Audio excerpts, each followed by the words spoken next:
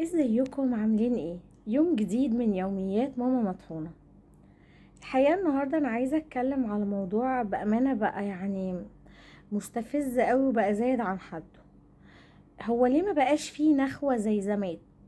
يعني زمان كده لو في بنت معدية وشاب ضايقها بتلاقي ايه ناس كتيرة كده قامت وخدت لها حقها. او مثلا لو واحدة اتسرقت او لو راجل كبير مثلا عيال اتريقوا عليه فتلاقي فيه كده نخوة فيه شوية شباب كده يتقال عليهم رجالة. ما بقاش ليه فيه نخوة؟ يعني النخوة انعدمت ليه؟ انت واخد لقب او مستصنيفك ذكر، يعني انت كتصنيف ذكر. لكن الرجولة لأ، معدومة، مفيش أصلا. يعني دلوقتي ما بقاش ينفع نقول على أي حد ده راجل. لا، هو انت بس ذكر مش أكتر. ما انت لما تلاقي مثلا راجل كبير ناس بتضايقه في الشارع او بيتريقوا عليه او بيستظرفوا شوية عيال كده اهاليها ما عرفتش تربيها وحضرتك واقف كده تتفرج وتضحك، فانت مش راجل على فكرة. انت كده مش راجل. ولا لما مثلا تلاقي بنت ماشية فتلاقي توك توك كده ضايقها ولا شوية عيال برضو صيع كده ضايقوها وتقف كده عادي تبص كده ودورشك الناحية التانية، فانت برضو مش راجل.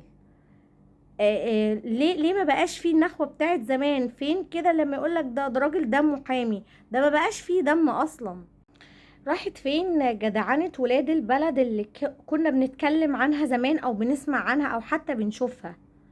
ليه دلوقتي مفيش الكلام ده؟ لو ركبت حتى اي مواصلة عامة تلاقي شاب قاعد كده وقدامه واحدة ست كبيرة حامل شايلة عيل، راجل كبير كده في سن ابوه او اكبر كمان، تلاقيه دافس راسه كده زي النعامة. ايه ده؟ انت مفيش اي نخوة ولا عندك دم ولا ريحة الادب. ايه؟ ليه ما بقاش فيه رجولة يعني؟ هي الرجولة انعدمت. انت نوعك ذكر بس، يا ما هو يا ذكر يا انثى، مفيش حاجة تالتة. لكن انت ذكر بس مش راجل، دي كارثة. كارثة. ايه القرف ده؟ تلاقيه لو في مشكلة وشوية عيال كده متدخله يقول لك ايه، ما خلاص بقى الموضوع وخلص، يعني ما حصلش حاجة. ما حصلش حاجة. تلاقي عيل يغلط في راجل اكبر منه وقد ابوه ولا واحدة ست قد مامته ويقول لك ايه، ما خلاص يا عم حصل خير. حصل خير منين؟ فين الخير اللي حصل؟ فين الخير لما تسمحوا بالغلط يحصل وتشوفوه قدام عينيك وتعمل نفسك اعمى عنه؟ تلاقي بنت ممكن تبقى اختك او امك او مراتك او بنتك بتتعاكس او حد بيضايقها او قال لها كلمة مش كويسة وتبقى سامعها بودانك وتسكت. انت كده مش راجل. انت مفيش خالص دم. مفيش دم. مفيش نخوة، مفيش ادب، مفيش تربية. البنات بقوا هما دلوقتي اللي بيقوموا بدور الرجالة. يعني انا لما اكون راكبة مواصلة عامة والاقي راجل كبير في السن واقف قدامي وجنبي شباب وعيال صغيرة قاعدة، وانا اللي اقوم، ده عشان ده اللي يدل على ان انا اتربيت، يعني دي تربية. ما هو خلاص، ما هو قاعد زيه زيي، ما هو احنا ما هو اللي قاعد جنبي دوت، ما هو ما بقى ما فيش رجولة بقى خلاص. ما انت لما تبقى شايف ناس كبيرة واقفة قدامك وتعمل اعمى ان انت مش شايفه او مش واخد بالك منه عشان بتعمل نفسك نايم، فانت كده راجل اعمى بقى، ما انت مش راجل خلاص. مش راجل. مفيش رجولة. مفيش يعني الرجولة فيها جدعنة.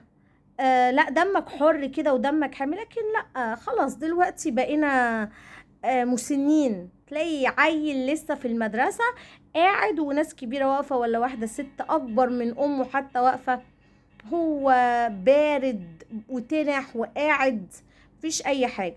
وعلى فكرة، لا، في رجالة، يعني برضو ما هو مش كله وحش. لا، في رجالة، بس بقى في الزمن ده قليلين قوي. قليل قوي لما تحصل مشكلة وتلاقي راجل يتدخل او يتكلم او يجيب لك حقك او يجيب لك حقك، دي بقت قليلة. اللي بقى اغلب دلوقتي وطافح علينا كلنا اللي هو ايه، يا عم كبر دماغك ملناش دعوة، الموضوع ما يخصناش. هو فعلا موضوع ما يخصكش، لان انت لو كنت اتربيت ان انت تحافظ على غيرك وتبقى دمك حر، بكرة لما مراتك ولا اختك يتحطوا في نفس الوضع هتلاقي اللي يقول برضو يا عم ملناش دعوة، كبر دماغك. الكلام ده حتى في الشغل، حتى في الشغل مبقاش فيه نخوة. خلاص احنا بقينا في زمن البرود والتناحة فيه اكتر بكتير من المرجلة. انا والله العظيم يعني شفت نماذج للأسف سيئة، وشفت نماذج كويسة، بس بقى الأسوأ كتير. يعني بجد عدم الرجولة كترت، انعدام النخوة زاد قوي قوي. يعني تقع في مشكلة في شغلك، في الشارع، في لو راكب مواصلات ولا مع جيرانك، ما تلاقيش حد جدع، ما تلاقيش راجل كده، ولا تلاقي حد محترم يا يقول كلمة حق. النخوة انعدمت. تشوف بنت بتتعاكس قدام عينك، ولا حد بيضايقها، ولا حتى بيتحرش بيها، وانت جاي من عالم اخر مش تبعك، مش انا. ايه ده؟ ليه كده يا جماعة؟ ليه بقينا بالاخلاق دي؟ ليه خلاص كده ما بقيناش نقول ما انا يمكن اختي تتحط في الموقف ده؟ ليه كده؟ ليه؟ حقيقي والله العظيم موضوع مستفز جدا، وحقيقي حارق دمي صراحة يعني. وانا حبيت بس اشارك معاكم يعني واتكلم، لان انا متأكدة ان في كتير جدا شافوا حالات زي كده، اتعرضوا ليها، ممكن شافوها، ممكن. بس اكيد كل واحد فينا عدت عليه لا فعلا موقف، فعلا انا حصل مع حد الموقف ده. بجد يا ريت كل ام تربي ابنها على ان هو يطلع راجل، ما يطلعش ذكر بس، يعني ما يبقاش واخد النوع بس. ما تنسوش تعملوا لايك وشير وسبسكرايب وتعليقات حلوة كتير. اشوفكم في يوم جديد من يوميات ماما مطحونة.